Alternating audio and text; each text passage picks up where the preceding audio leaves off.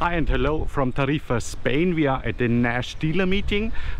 We are testing the 2020 products for the past few days already. The whole new range, the whole new kivers of foils, of directional boards, twin tips, the kites of course, and the brand new wing surfer. So the whole day we are talking to all the different persons at Nash who is in charge for the different products, and we will get all the news for you. So stay tuned and watch this video. This is Michi Schweiger. He is in charge for the stand-up paddle boards at Nash and of course at the foils. And he will tell us right now what's new, what are the main changes, and yeah, especially about this board. Michi. So, how's it going? Good, good. We have got here a touring stand-up paddle board, 14-inch. This is a 14-footer, which is our new touring board. So basically the idea behind it is to have a very stable board that has a large sweet spot.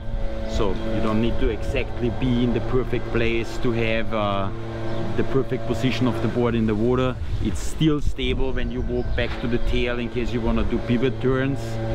The length of 14 feet helps for a touring board because first of all you have more space in case you need to bring a dry bag or whatever you want to put. There's two spots where you can with a bungee cord add whatever you want to bring. It has a slightly recessed deck which helps stability because you're standing a little bit lower. All right. And the DNA of this board is actually coming from our Maliko. Yeah, the race board. From the race board. But of course you need to add more stability and you want to make it as easy as possible, no matter if you have to go against the wind, sideways to the wind, and of course ideal case scenario when there is no wind. All right, so what's especially the target group of this board? The target group for this board would be people that want to cruise around and have still a stable board. Still have a stable board, but it's also, it has quite a sporty factor as well. If you're looking for a board that still performs in any kind of water conditions, but you need enough width and volume, and you are not willing to invest into a race board, then this board balances that need out really well. Perfect, looks really amazing. The colors are very, very nice. Also this wood design, I think this is kind of fashion thing right now, but it looks really nice. Thanks. So let's go over to the foils and let's see what's new.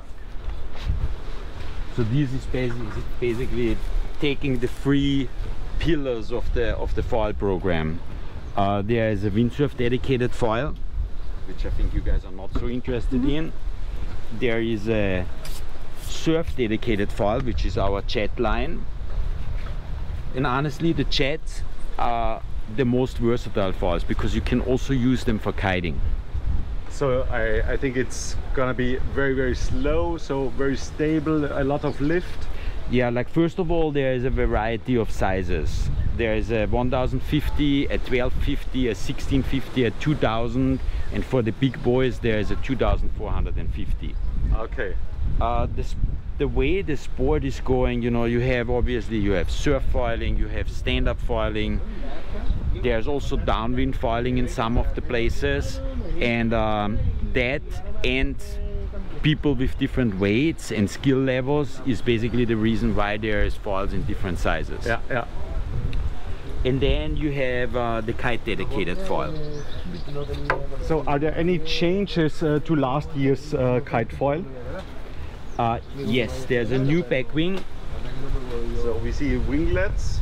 Yeah, so it's basically a new back wing which is now straight screwed onto the fuselage, so it's a much stronger connection.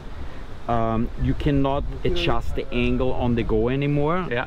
So we picked the most universal position for the back wing that we could find, that we could test.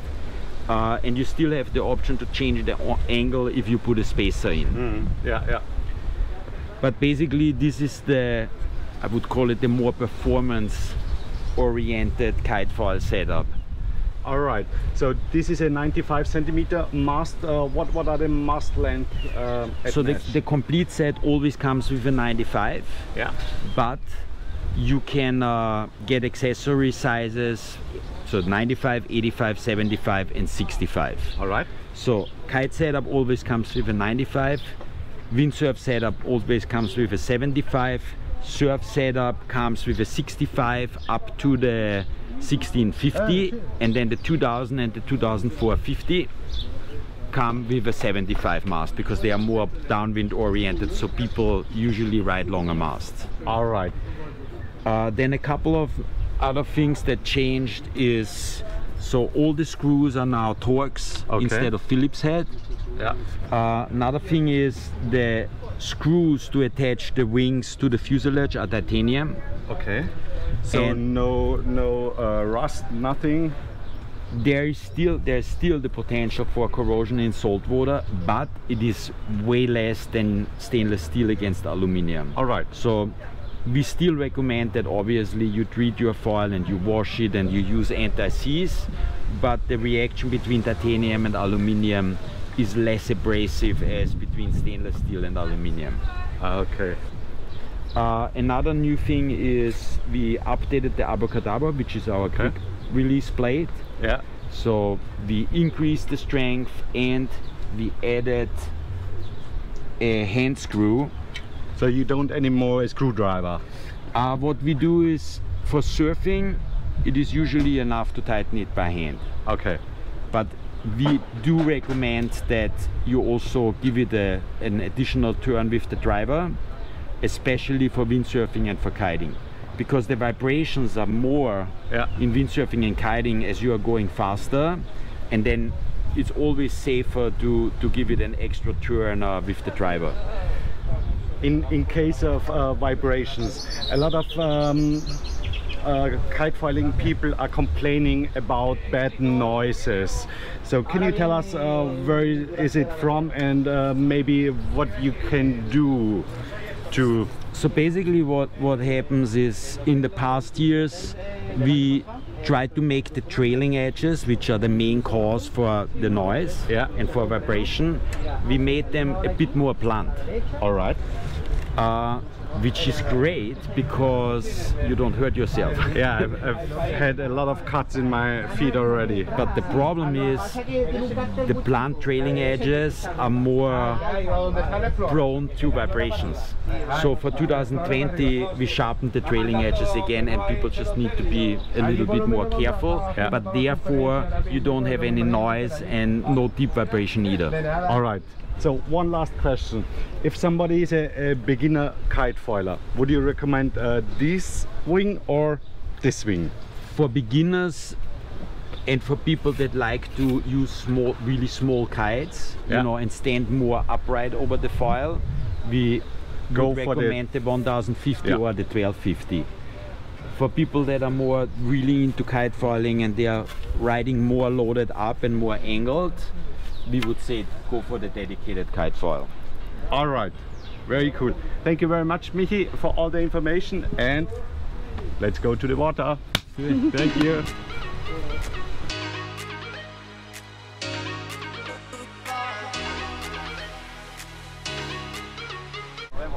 Now we catch Damien Girardin. He's in charge for everything at Nash, what got pumped up. Exactly. Damien, what are the main changes at the 2020 kites at Nash Kiteboarding? The main change we have this year is we have a new inflation system. We call it the 1 point, and it's something that, you know, it's the standard in the industry. We don't have the Octopus anymore. The valve is external with a pipe, like the rest of the kite market, and we still made it, I believe, a little better because we have a bigger tube than the others, so the kites, it's easier to deflate your strut rather than having to push a strut when you roll your kite. And then we have a new inflation valve that's the same as what you found on inflatable SUP boards. Yeah. So the valve connects to the pump. Okay. It's a bigger radius. You have a little button to deflate or reinflate, and it's flushed. So this bayonet connection. Yes, exactly. All right. Yeah, and to me that's like way better than what we've had before. All right. If people are worried that they won't have the right nozzle if they go to the beach, we give a nozzle with every kite, so you always have the nozzle even if you don't have the right pump. So perfect. That should be no problem.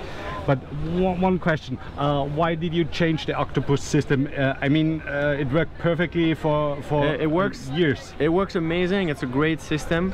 The problem is, I believe we're getting into a little bit of a, you know, like when the early Apple computers were better than the Microsoft, but Microsoft was the standard, and so Apple was you know, struggling to prove everybody that it was better. And I don't think it was a fight worth fighting, because it's not like this system is less good, it's just as good. Okay. But no one was really buying a kite because, oh, it has the Octopus.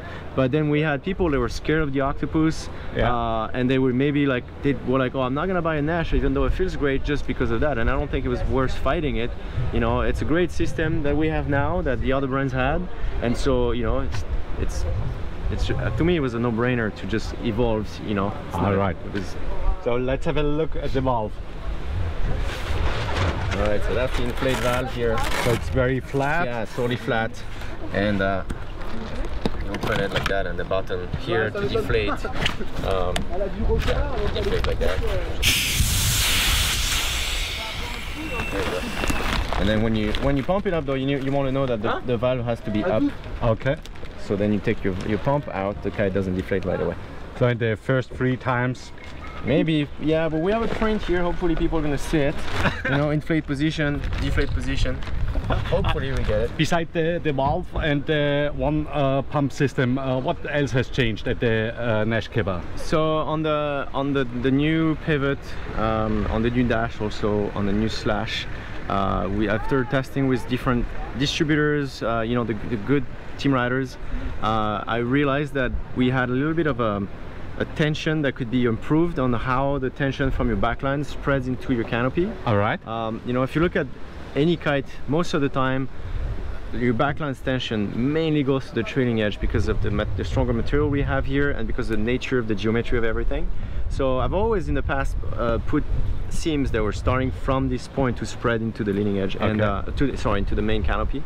And with the Quad-Tex I could get really rid of them, and I was really happy with it. But I realized that we did some testing, and by re-adding one more seam we have a better tension, and if you have a better tension on the canopy you get more power, because your kite's going to be more efficient, it's going to be better balanced, because a good kite is a kite that's balanced, and it applies to the main kite, the frame, but also to the tension in your canopy. If you have more tension here, the profile is gonna not be perfect the whole time, and it's less efficient. So the whole idea is to make a kite that's, you know, very well balanced, and so the tension in the canopy is important. So that's why this new seam is adding a better spreading of the tension, and it stabilizes the kite as well. Exactly, yes. Okay, but in the Nash range, I think the Naish Triad is brand new. Right, brand new kite. For all of them who watch all of our videos, you find a test video from Cape Town this year, a little bit earlier.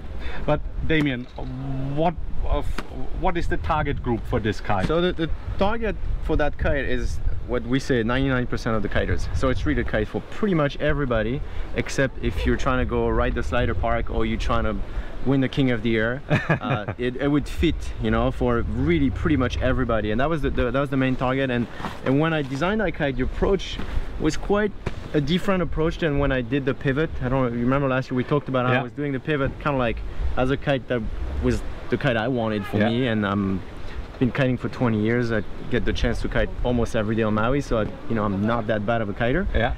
So it was not really targeting a demography that's, you know, from the beginner all the way to the better kiter. It was really just for me. And so it turns out it was great for a lot of people, and everybody likes it. But this kite, it was, the approach was like, okay, let's analyze what the more average kiter really needs and wants. And you know, we worked with friends of ours that we don't usually test with because they're not that good, or they or you know, they're less athletic, or you know, more like the older guys and stuff like that. And so the main idea was like, we needed a kite that had a lot of shit in and go. Okay. And also we wanted a kite that you could really kill the power, but on the same time we wanted a very positive riding in the bar. So it's not just a kite that you depower and then it's lost and you lose the steering. The idea was like, okay, we want a lot of depower instantly. If something goes wrong, you let go of the bar, the thing really have a lot of depower, more than a pivot, for example. You know, the pivot's more here for you. It's more intense riding. The Triad is a lot more forgiving riding, but on the same time it stays very positive in your bar. You know exactly what you're doing, and so you can also have great jumps on it. It's got a DNA from a pivot. You know, if you remember, we had the ride last year. It's kind of like a morph of those two kites in a lot of ways. You know, it's got an aspect ratio and like a shape of the wing that's a little closer to the one of a ride than the one of a pivot, which is a very unique wing shape. But on the same time, it's got 3 struts like the pivot, and then it's also a little bit of a mix of a boxer, because the center strut is what we call a loft strut, and the loft strut allows for a little more looseness in the center, and so what you get from that is you get more power, because when your kite shit it out, the profile can get flat, and then when you shit in, the kite expands suddenly, and this gives you more power. On the same time, the loft strut also provides kite that are more stable when you let go of the bar if it's gusty, because the kite is not, the profile is not going to be engaged the whole time. The loft strut allows the profile to really get flat, and it's only when you engage it that it gets its shape, and this shape is what makes the kite move forward. So when you let go of the bar, the kite's not gonna overfly you ever, just because it's flat, and suddenly it's kind of like more like a flag, and the flag doesn't want to go forward. So that's really key to me of, you know, making a very stable kite, so I can let go of the bar, take care of my board, swim to my board, and the kite stays there. And then I grew up kiting in south of France, very gusty conditions, and I always keep that in mind. I remember the gust, and I don't want my kite to fall out of the sky when I get a gust. So that's really, you know, there was some key characteristic on that kite to make it. But if you see the whole Nash range, there are 2 free ride kites. Is the pivot on one side, is the Triad on the other side? No, they're really overlapping a lot. You know, they're not like the pivot's like high-end Kevin Langery, big air only. It's a kite that really has a huge appeal to a lot of people, and then you can see today like everybody's testing it, and for all levels everybody loves it. So if you say the pivots, like from, you know, if the full beginner is here and then it starts here to Kevin Langery up here, then the Triad starts a little lower here, but it goes almost to Kevin Langery. You know, it's like, it's really, so then you pick really the kite that feels better for you. You know, if you're a little more sporty, you like a little more juice all the time, then the pivot's gonna be better. If you want a kite that's a little easier, a little more forgiving, then you're gonna go to the Triad. And in both cases, you're gonna have a kite that performs well. You can jump, you can do kite loops on it, you can do wave riding on them, both of them. But Damien, which one would you say has the better low end? The better low end, they have different kind of low end. The pivot has a more juicy, more engaged low end, and this one, because it's lighter, slightly lighter, because it's got the loft strut, it's got a low end that's the kite's a little lighter, it flies easier, but it's not going to be as juicy. But if you move it enough, then you pretty much have similar low ends. All right. Okay, cool. Then thanks a lot. And the high end is going to be, again, the high end on the pivot is going to be bigger but more engaged. So, what I mean from that is like the kite's going to stay more stable in the air, more solid, so you can push it, you know, really overpowered far. While this one, you're not going to want to go as far, and you're going to be, but on the pivot, when you're overpowered, you feel a lot of power in your harness. You got an edge. This one's going to be more forgiving, but it's not going to give you as much juice when you're overpowered. So all the things, all the features beginners want to have. It's not just a beginner. Like I've been riding the Triad since we made it. I do a lot of strapless wave riding, and I've been riding it because of the process of like testing it. You get used to it, and that's what you got in your car on the weekend when you go kiting, and that's the one I was riding a lot. And it's not just a beginner kite, you know. I do some pretty big strapless jumps on it. It totally delivers, and I was kind of liking that lightness, and a little less engaged. But for kite schools, the past few years, a lot of kite schools used the pivot, or in earlier times the ride before the Triad. So I think the Triad is gonna be better for the kite schools than the pivot. Just because it's a lot more forgiving. It's gonna be a little less violent is probably the wrong word, but you know, like you can feel the pivot when you're riding. It's an engaged kite. This is a little more tame, easier, forgiving, and that I believe that's going to be a better kite school. And then actually the guys here teaching in Tarifa, they were on pivots last year and they switched to Triad, and I talked to them yesterday and they were really happy with how much easier it is for the student on that kite. Okay, so it's a great kite for that. Perfect. So then let's go over to the inflatable SUPs. All right. We have got here the Glide. Right. Looks completely different to last year. Yeah. All redesigned. It's new. It's a new supplier. It's new materials. It's obviously new design, new designer. It's, you know, I took over last year, and my approach was. To me, the key is I want, when I go on an inflatable, what I hear from people was like, oh, inflatable is too soft, you don't go fast. And I was like, okay, we can fix that. You know, the technology is great. So I worked on like materials that would allow the boards to be stiffer. So the first thing we did was like, we have a new fusion material for the high-end board, and it's much stiffer than we've had in the past. It's got less stretch in both directions, and so it makes the board stiffer. We work with a supplier that has you know, better technology to glue the boards, and so we can actually pump them up more. So now we have boards that can go up to 20 psi. Wow. Not like you should necessarily go to 20 psi. You know, I personally I think 16 is what you want to be. Yeah. But you know that 20, you know, still works. It's so still fun. I recommend minimum 15 to 20, and the stiffer, the more pressure, the stiffer the board, the better. The other thing I worked on, and we don't have the board right here, but it was on the Maliko and also the lower end, the Nalus, more recreational boards. We came up with the idea of like doing double stringers. Yes. And the double stringers are great for multiple reasons. The first one is it rigidified the skin of the board this way, so you're less likely to push your heels through the board, which makes a bump on the other side and slows you down. Okay.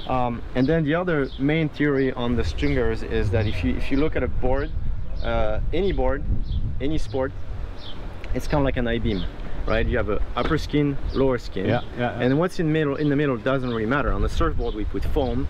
On an inflatable board there's just air. Air doesn't do anything. So as long as you put enough pressure and you don't have any buckling of the board, then really all you do is you got, when the board bends, it's compression on one side, stretch on the other side. So my concept was like, I want those skins to be the stiffest possible this way and this way. Okay. And so that's why we did the stringer, the carbon stringer. They make that top skin and bottom skin super stiff, and then we have really the stiffest board ever made. All right. So the carbon is the same carbon you get in your fiberglass surfboard or kiteboard, but instead of having epoxy or polyester resin, it's a PU infused carbon. So then we can glue it to the board, and so that's really key. And to measure the numbers, to measure the stiffness, I wanted to compare to everybody. So I came up with a standard way of measuring the boards. I pumped the board at 16 psi. I put 2 soars and 9 foot apart, which is 2.75 meters, and then I measure the board from the floor to the bottom, and then I put 60 kilo on top in the middle, and I measure the deflection, and then I divide the 9 foot by the deflection, and I got a number. And this number is our stiffness rating. And so our boards range from like 3 for the softest one to 11 for the Maliko.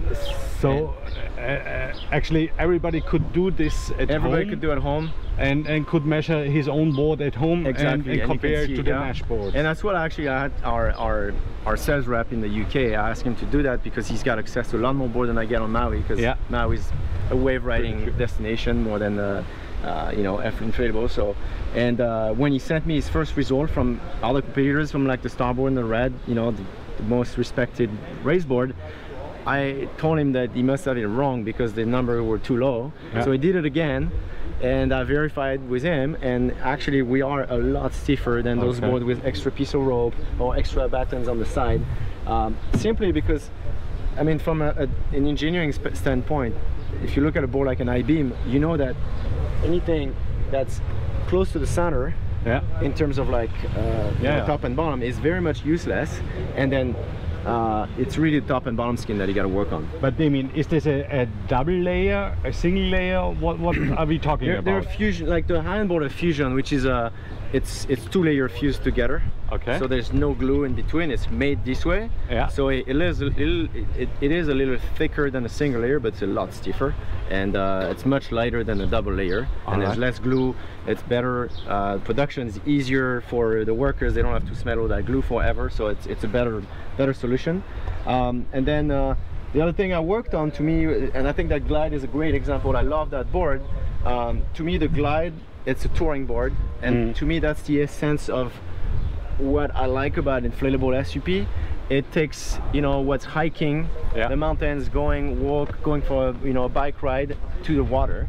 And so the concept is you want to go far, right? You want an efficient board, almost as efficient as a race board, but you want the convenience of being a little more stable. So it's a little wider than Maliko.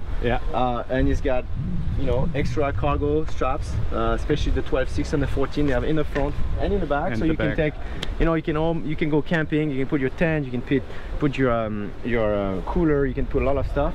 And then I added, those boards are being used, you know, most likely on a river, on a lake. It could be slippery, the bank is not perfect, it's not like a sandy perfect beach, so we added handles so you can grab the board from anywhere when you need to quickly grab it. So, you know, in the water, you grab it here instead of in the center. It's faster. The handles in the front, handles in the back. So that's, you know, one thing to make the board more accessible to everybody and more useful for what you use it for. And then finally, the other feature we have this year is we have what I call the hydro slick hedges. Okay. And that's this piece here in the back. You can see how we built it with a lot of reinforcement, so it stays. There's extra layers of material, make sure the plastic doesn't come off. And what this does, can you wrap it? You can roll it. And what this does is, if you look at, like, you know, in water there's always surface tension, which means the water kind of stick to whatever surface it's on. So when you're paddling, the back of your board being round, if you look at the back of a standard board inflatable, it's always, you always have the water coming up, and eventually gravity takes it away.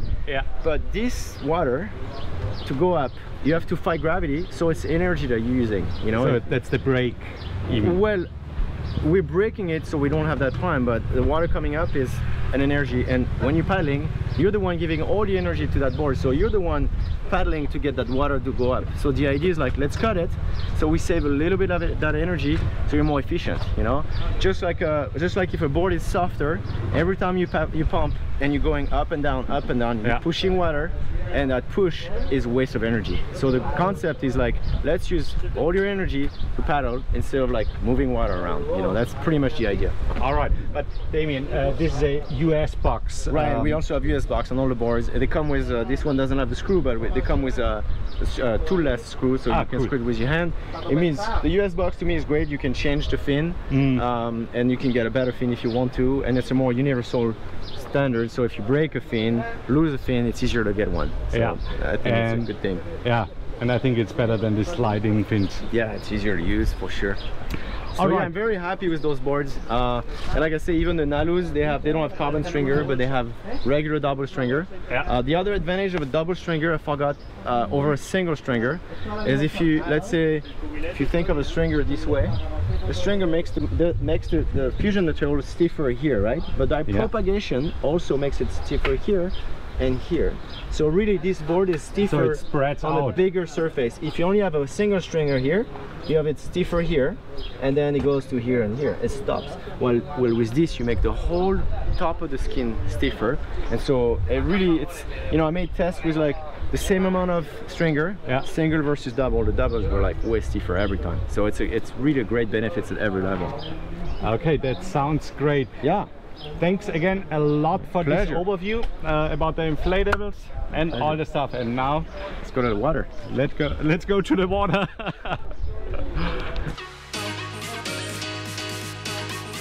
Now we are here with Gustavo Arrojo. He is the directional specialist at Nash. He's doing a lot of contests. And Gustavo, please tell us what are the main changes at the directional boards at Nash? Okay, this year we have a new front pad and new back pad. is a corduroy system. It's super nice, looks like have less grip, but when you try, for sure you have too much grip than before. And yeah, this year we have a new sizes of global skater, and in global we have like a shorter, a little bit more volume, and a little bit wider, I think. Wider, yeah. Something. Is it just me? But I'm thinking here the board is a little bit light, is less thick than last year.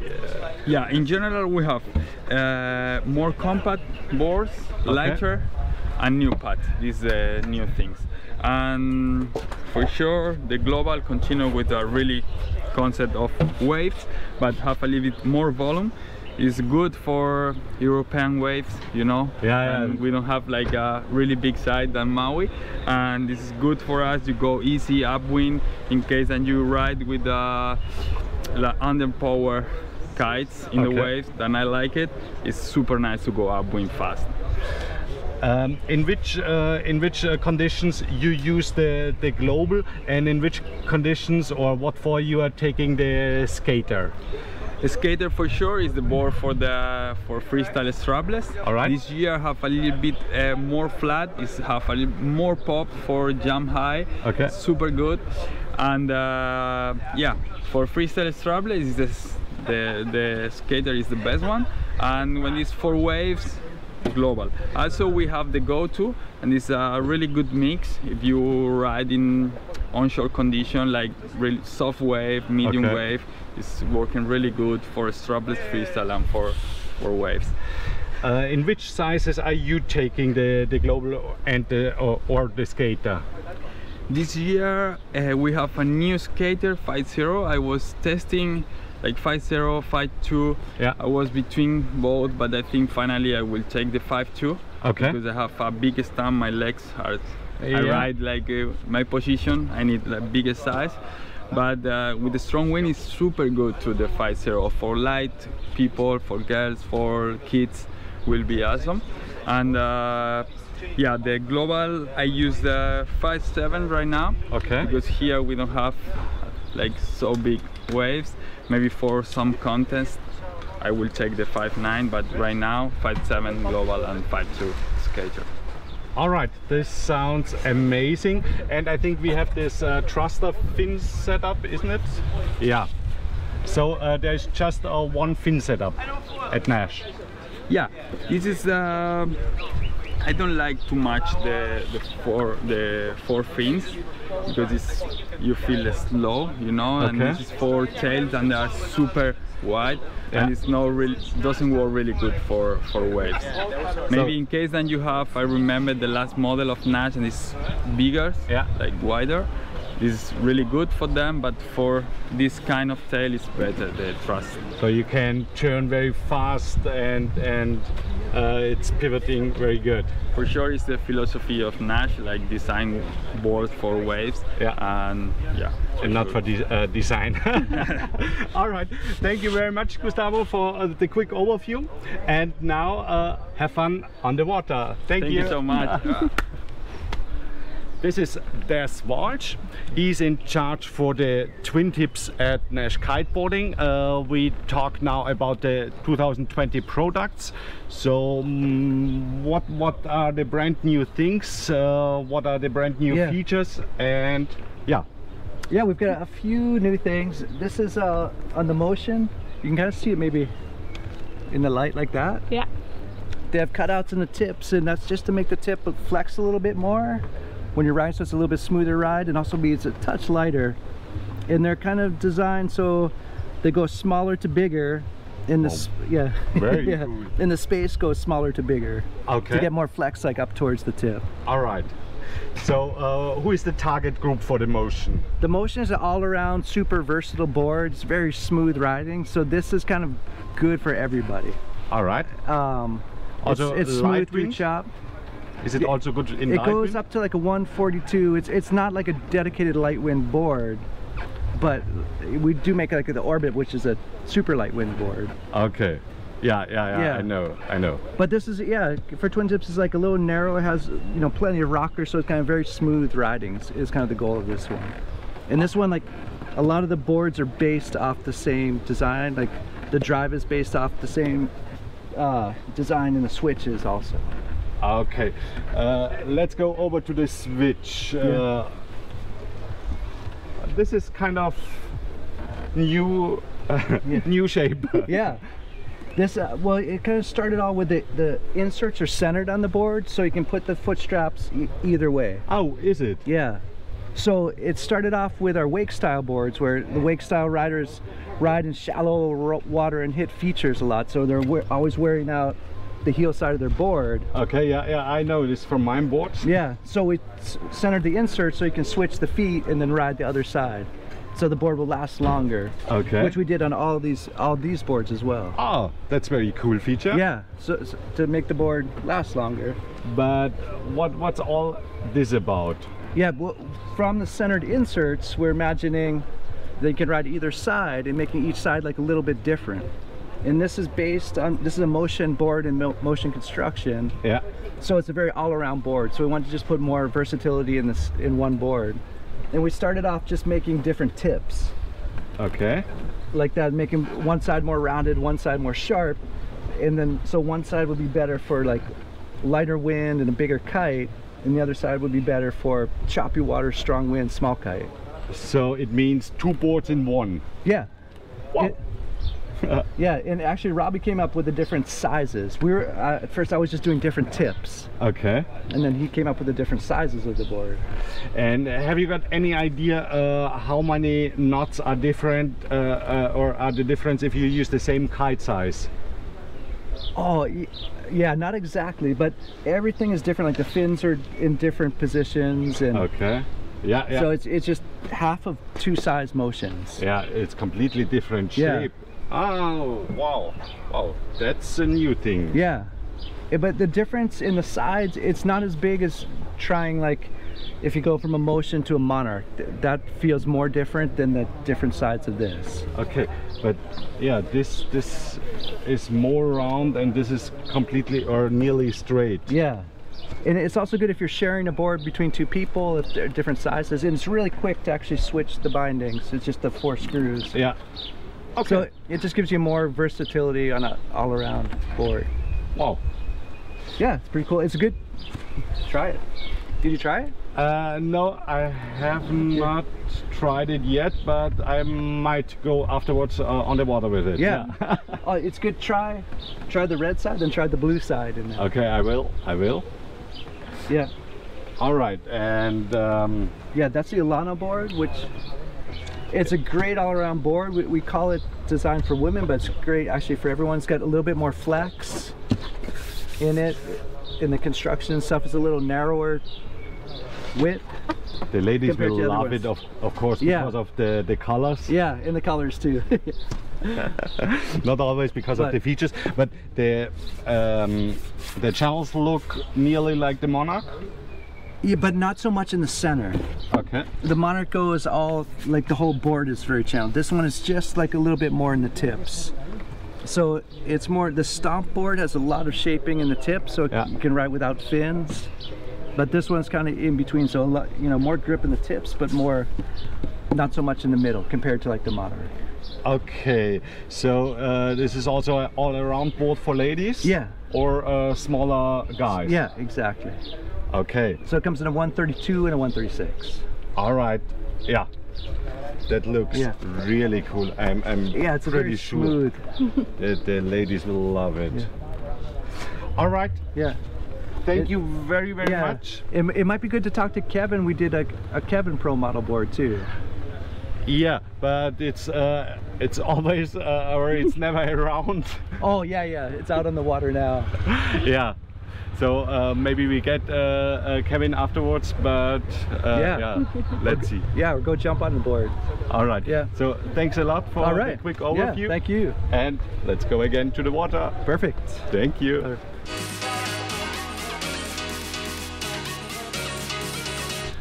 Hi, Robby. Hi. So all the people are talking about the windsurfer. Can you tell us something more about, so who is the target group? Is it for SUP? Is it more for SUP foiling? Whom is it for? Well, excuse me, in my opinion, kind of both. You know, my main target again with the product is simplicity. That one kite does it all. Okay. A wing that folds up into a small bag that comes in one size, 4 square meters, and with that you could kind of do everything. We could make it super complicated. We could make 10 sizes, we could put carbon battens, we could put a boom, we could make it into, you know, a million different things. But my idea is the beauty is in the simplicity. And the target is everybody that bought a SUP in the last 10 years that paddles around on a lake or wherever, and that's it. You know, they're not a windsurfer necessarily, they're not necessarily a kiter, but they're out on the water with their SUP and they realize in 5 or 10 knots of wind, paddling an SUP is not a lot of fun. No. And with our windsurfer, you can turn that SUP into a whole new experience. It'll get people out on the water enjoying the wind element of being on the water, which has been really the center of my whole life, you know, combining wind and water. Yeah. And so you can have a lot of fun cruising an SUP in 5 to 10 knots of wind very easily, very accessibly, without the knowledge of knowing how to kite or windsurf. But is it possible to go downwind or even upwind? Even upwind, absolutely. If you take an Alu or a Mana, after a little bit of practice, you can go upwind quite easily. You're not going to go upwind like a race board, because you don't have a dagger board. With an Alu, for example, you just have the fin. But by just putting your weight on your heels and using the rail, you can track upwind. So you can go out from a beach, cruise around, and come back to the same spot, which is the important thing. If it was just downwind, that doesn't, to me, have a lot of potential. If you need somebody to drive you up there, and then you come back, it's fun, but it requires time and moving a car and so on. So it is something on an SUP you can go ride around and then come back to the same spot. And then, of course, for the advanced guy like me, and the reason that we got into it in the first place was combining foils with a wing. You realize when you start windsurf foiling, for example, or kite foiling, how little power you need. And for us, I'm not a race foil guy. I don't go windsurfing with a 10 square meter sail trying to go course racing on a foil. I'm trying to do as minimalistic and as fun and simple a foiling as possible. So with a lift sail, a small sail in light wind, and that's what drove us to this. I've seen you're out on a 95 liter board. What would you recommend? How many liters to a beginner? Just enough to float. If you want to foil, all you need is a board that is enough to float you. Anything extra is just carrying around extra weight. But you need to float. You're not going to get up if you're standing in the water up to your waist, and there's no real advantage to going on a tiny board. So for most people, that will probably be, you know, between a 95 and, you know, 120. Okay. Because you don't need to be standing completely dry. And of course it's better if you know how to foil already in some capacity. So a SUP foil or a windsurf foil or kite foil or surf foil, or getting behind a boat and getting up and learning the dynamic of the foil and then adding a windsurfer to it. But trying to foil for the first time with a windsurfer might be a bit complicated. Not impossible, but complicated. Robby, one more question. Back home in Austria, most of the people don't have hard boards on SUPs.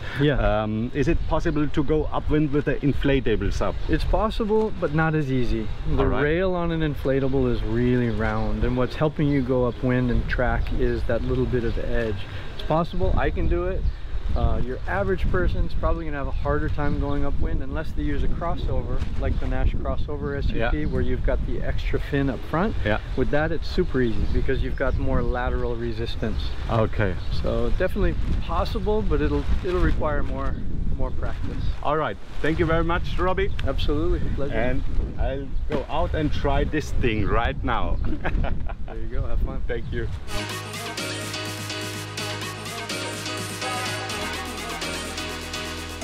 After 7 days of testing here in Tarifa, we are leaving tomorrow. I hope you got a good overview about the 2020 Nash products. I hope you enjoyed the video. Don't forget to push the subscribe button and watch our other videos. Hope to see you again here, and thank you very much for watching. Bye bye.